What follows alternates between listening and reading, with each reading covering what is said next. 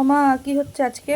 আজকে এঁচড়ের চপ বানাবো বলে এই যে এঁচড় সেদ্ধ করে রেখেছি, আলু সেদ্ধ, কাঁচা লঙ্কা, রসুন, বাদাম ভাজা, পেঁয়াজ। এই যে কড়া গরম করে হয়ে গেছে, এবার তেল দেবো।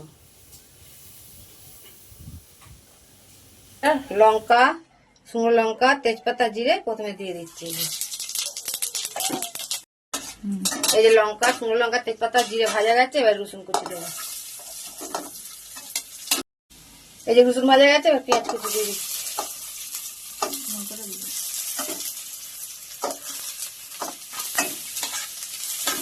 এই যে পেঁয়াজ ভাজা গেছে, এই যে মশলাগুলো আমি দিয়ে দিচ্ছি। সব রকম মশলা আছে এই যে বন্ধুরা।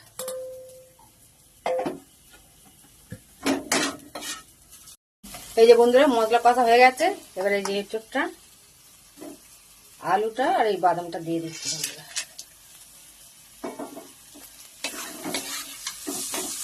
এই যে বন্ধুরা এবারে এটাকে ম্যাশ করে নেবো। এই যে এঁচড়ের পুরো রেডি হয়ে গেছে, এবার সেদ্ধ দেবো। এই বন্ধুরা সেদ্ধ হয়ে গেছে, এবার ময়দার ব্যাটারে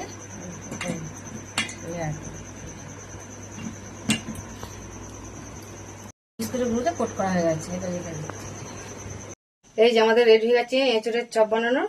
এই যে তেল দেবো। এই যে রেডি হয়ে গেছে চপগুলো, এবার গরম হয়ে গেছে তেল, তেলে ছেড়ে দিচ্ছি চপগুলো।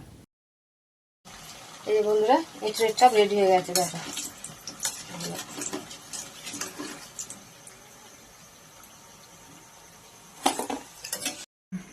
এই যে একদম পুরো রেডি বন্ধুরা, দেখো কেমন হয়েছে। তোমরা একদিন বাড়িতে বানিয়ে খেয়ে দেখো, খুব সুন্দর লাগবে খেতে।